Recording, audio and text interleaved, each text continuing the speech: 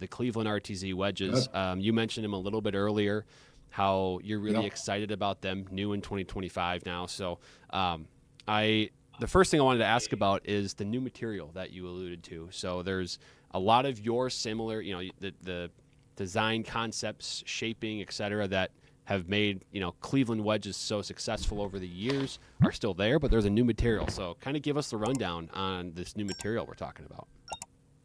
Well, I had nothing to do with this new material. There's a young man, a metallurgist at Cleveland.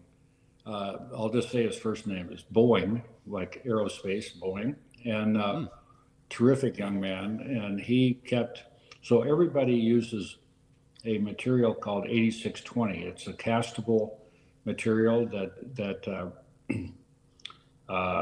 the end result is it's like a forging. It's a steel that will rust, and it's kind of it's not easy to cast, but it turns out pretty well, and you can reproduce it in quantities. And so most manufacturers, and I started with that at Cleveland, and others use that same material, and they use it today.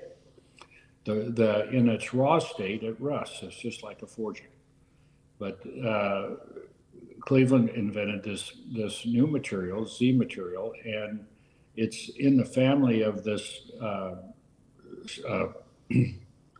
of this steel, but it doesn't rust in its Mm. raw state. And what that means is that it when you cut an edge of a radius of a groove, if it's raw, it'll rust eventually. And when it rusts, it actually will take that edge off. And you think rust will enhance spin, but it actually doesn't. It degrades the edge, and it won't last as long. So, but this material doesn't rust, so there's no degradation of that groove, or it lasts longer. There is after a while, you'll wear it out, but it lasts a lot longer. So you get the benefit of spin and your trajectory that you want, launch angle, based upon the extra spin that you get with a fresher groove.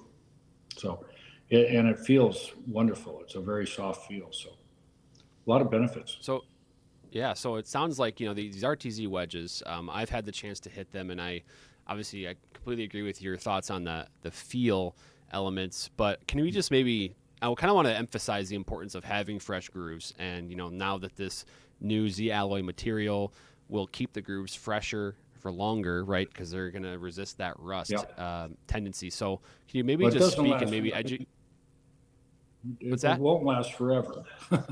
Well, We'd yeah, love and that, but that maybe in the future it that'll be does something that we last. can find, right? I was just talking to Kepka Brooks, and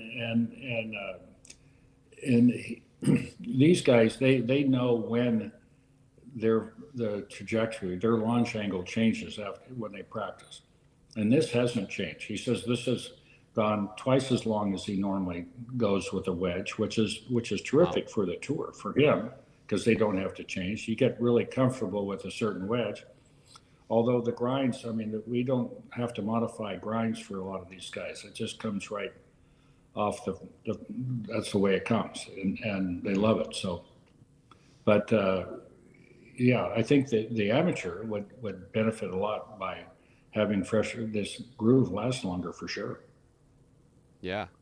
So, and you were mentioning a little bit about what Brooks was seeing in his wedges when they started to wear. So, is there specific things that will change? Like, is the launch angle Well, increasing or the decreasing when you long, see you'll start the to grooves wear?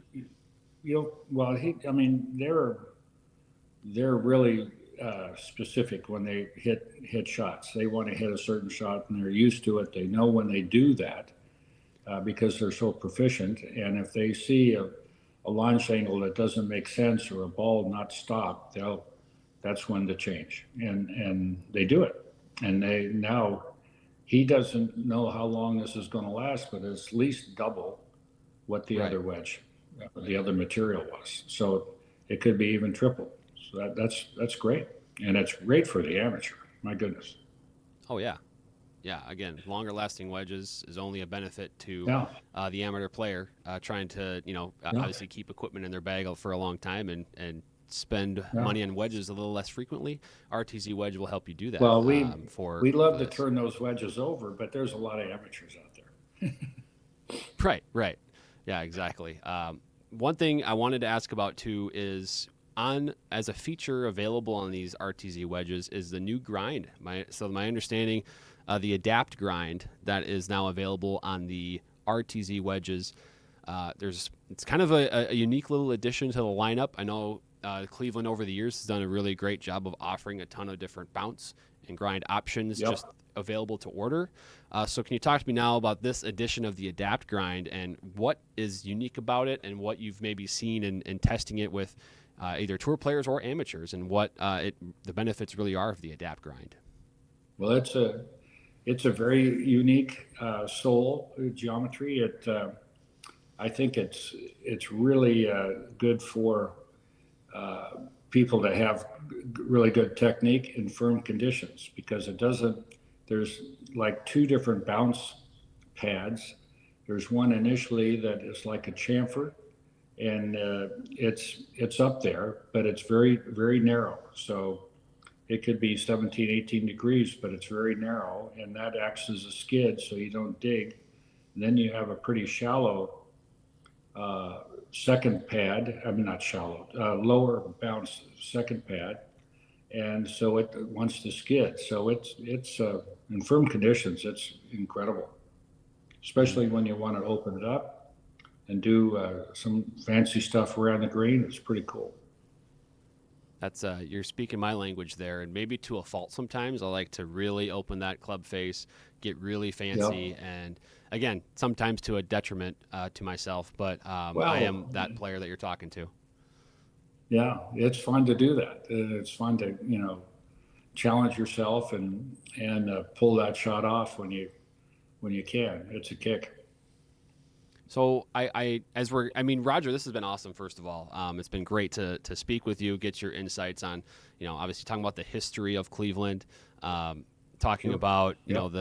what bounce and grind are and why it's important, and then obviously the new RTZ wedges. It's been a lot of fun. I do Yeah. want to just as we start to conclude here, I got a couple last things I wanted to ask you. The first one being Sure. for watchers and listeners here that I think we've alluded to it already. The players that are looking to improve their short game, they're really trying to put some work in and improve their short game because that's the one area where you might not be able to hit it as far as Brooks Koepka, but you can hit your wedges as far as Brooks Koepka can, right? You can hit those short shots, those little pitch shots, those putts, Yeah. I again mean, to refine that. So what is the importance of getting fit for your wedges? How is that going to help players with their short game? there's different factors I think that need to be analyzed and it's hard to do it yourself. So you want to go to a pro like yourselves and that fit and do a lot of work like that, so they have experience and they can fit you fairly quickly in gapping and also based upon your technique. They can see that. So it's really critical to take the time to do that. You do it with a set of irons, but it's even more critical in a set of wedges, in my opinion, to get the gapping correctly and get so you have confidence. And take Mm-hmm. some lessons. Go practice and take a get some thoughts of how to do it. It doesn't. It's not like hitting a 300-yard drive. This is hitting a 30-yard shot. There's little keys that you could do, and that a little practice with some information goes a long way. Mm-hmm. And Yeah, I think it's your place is one of them to get that. So I think it's important.